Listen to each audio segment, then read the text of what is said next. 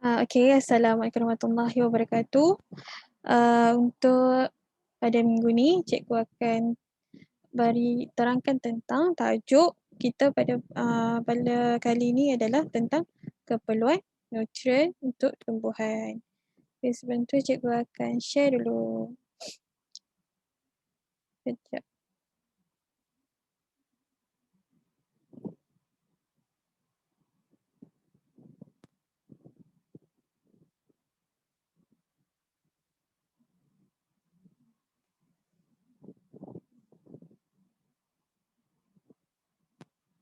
Okay.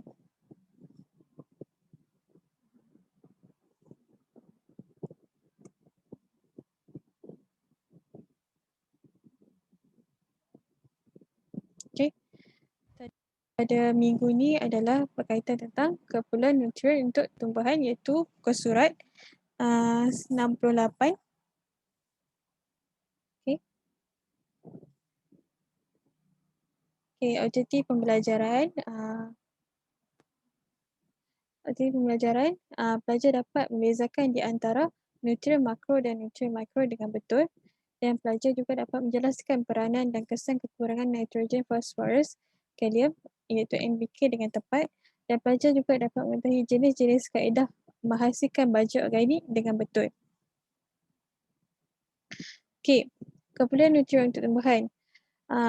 Tanaman dia memerlukan sumber makanan ataupun nutrien untuk mereka tumbuh dengan subur dan mengeluarkan hasil yang baik dan berkualiti. Terdapat 16 unsur nutrien yang sangat penting dalam tumbuh serang tumbuhan, dan sekiranya terdapat kekurangan nutrisi, ia akan mengakibatkan tumbuhan terbantuk dan terencat. Dan unsur nutrisi ini dia juga terbahagi pada dua, iaitu terdapat unsur makro dan juga unsur mikro. Okay. Jadi kita akan tengok dulu apa itu unsur makro dan juga unsur mikro. Okay. Kumpulan nutrien untuk tumbuhan. Macam yang cikgu beritahu sebelum ini, terbagi dua, iaitu dia ada kumpulan nutrien makro dengan kumpulan nutrien mikro. Okay, nutrien makro ni dia terbahagi pada 9 unsur, iaitu ada karbon, kita ada hidrogen, kita ada oksigen, nitrogen, fosforus, kalium, kalsium, magnesium dan sulfur. Jadi kamu kena ingat apa itu nutrien yang terdapat dalam unsur nutrien makro, iaitu ada 9 unsur makro, iaitu karbon, hidrogen, oksigen, nitrogen, fosforus, kalium, kalsium, magnesium dan sulfur. Okay. Kalau bagi nutrien makro, kita ada boron, kita ada klorin, kita ada kuprum, kita ada ferrum, kita ada mangan, kita ada molybdenum dengan zinc, iaitu 7 unsur nutrien mikro, iaitu unsur 16 unsur nutrien yang terdapat dalam tumbuhan, tapi kita ada dua, itu unsur nutrien makro dan unsur nutrien mikro. Okay. Nutrien makro ni dia adalah unsur yang bermaksud makro ni adalah benda yang besar, kalau mikro ni adalah benda yang kecil. Apa yang dimaksudkan nutrien makro adalah nutrien yang diperlukan secara banyak untuk tumbuhan itulah. Tapi kalau untuk nutrien mikro, dia unsur yang hanya sedikit saja yang diperlukan untuk tumbuhan. Okay ya. Jelas takat tu?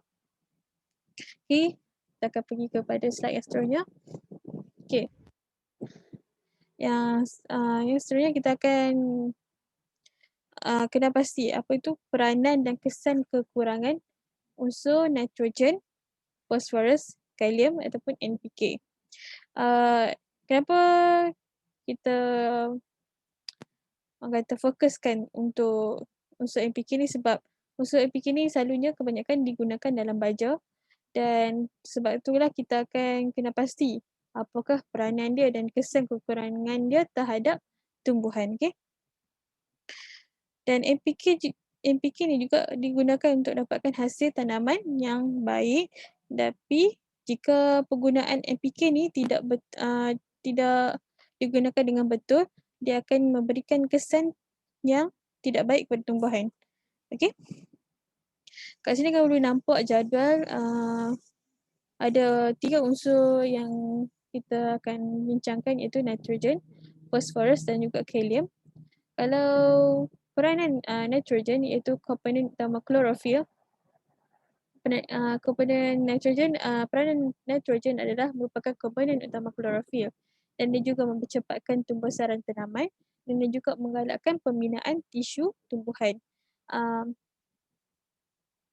Kalau unsur nitrogen ni penting untuk tumbuhan lah. Kalau untuk bahagian untuk peranan dia adalah untuk klorofil tumbuhan supaya tumbuhan tu lebih segar dan warna hijau dan juga menyebabkan tumbuhan tanaman. Kalau kesan kekurangan dia pula, tumbuhan dia akan terjejas. Kalau kita kekurangan nitrogen, tumbuhan tu kekurangan nitrogen, dia akan menyebabkan tumbuhan pokok tu terjejas dan klorosis pada urat daun menyebabkan klorosis pada urat daun dan nekrosis pada tepi daun. Apa tu klorosis? Klorosis ni dia merupakan keadaan daun yang tidak mencukupi klorofil yang menyebabkan daun berwarna pucat ataupun kekuningan dan keputihan. Maksudnya pada urat daun tu kita akan nampak warna kuning. Kalau kamu perasan lah, ada yang kadang tu dia dekat urat pokok dia tu dia warna kuning. Sebab apa? Sebab dia kekurangan nitrogen. Kalau nekrosis pada tepi daun, nekrosis ni pula dia sebabkan kematian sel ataupun tisu tumbuhan dan menyebabkan bintik coklat pada tumbuhan daun. Maksudnya kalau ada bintik-bintik coklat ataupun kita nampak macam daun tu ada macam kesan warna coklat yang macam buruk dan buruk, dia akan situ kita nampak dia kekurangan unsur nitrogen. Kalau bagi unsur fosforus, peranan dia mempercepatkan pengeluaran akar, bunga dan buah dan metabolisme kanji dan protein. Kalau fosforus ni lebih pada inilah untuk sesuai untuk tumbuhan jenis buah ataupun bunga. Sebab dia mempercepatkan lagi pengeluaran akar, bunga dan buah. Tapi kalau kekurangan dia, kalau kita satu pokok tu kekurangan fosforus, dia akan menyebabkan warna merah atau ungu pada daun ataupun petal daun dan bahagian bawah daun berubah daripada hijau kepada kekuningan. Okey. Kalau kekurangan kalium pula, kalau peranan kalium, dia merangsang enzim proses fotosintesis dan respirasi dan juga membantu pembinaan kanji dan protein dan juga dia terlibat dalam sintesis kanji dan karbohidrat dan menggalakkan pengeluaran bunga dan pembentukan buah dan menggalakkan tumbuh sarang tisu meristem. Kalau kalium ni lebih pada peranan dia lebih kepada sel tumbuhan, pada pembinaan kanji, kata dalam dalaman kata sistem dalaman tumbuhan tersebut. Lebih pada dalaman lagi. Kalau macam fosforus ni, kalau kekurangan dia kita akan nampak pada luaran. Dengan nitrogen dengan fosforus kita akan dapat pada luaran dia punya kalau kekurangan dia lah. Kalau tanda kekurangan kalium, dia akan bermula pada daun tua dan berlaku klorosis antara urat daun dan nekrosis pada tepi daun. Kalau kalium kita boleh nampak dia pun berlaku klorosis dan juga nekrosis. Okey. Kita akan pergi pada slide yang seterusnya iaitu sini adalah contoh di mana pokok-pokok yang kalau kamu tengok kat sini daun-daun yang orang kata sihat lah. Dia tak ada kuning, tak ada keputihan ataupun coklat-coklat, dia hijau je. Tapi kalau ada kekurangan nitrogen kita boleh nampak kat sini iaitu nekrosis pada tepi daun. Okay, dia warna kuning dan orang panggil nekrosis.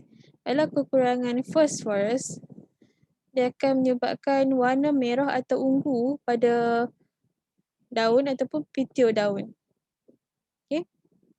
Kalau kekurangan kalium, dia akan nekrosis pada tepi daun juga. Okay.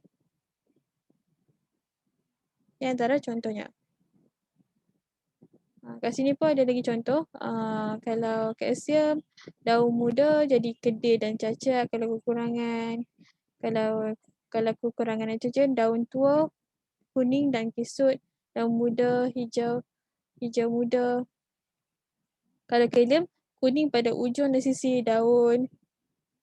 Kalau fosfat, daun gugur dan berwarna tua. Okay.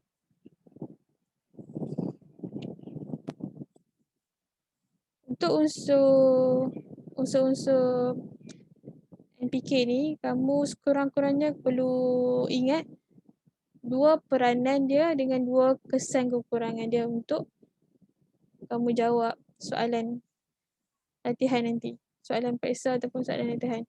Sekurang-kurangnya kena ingat dua komponen lah.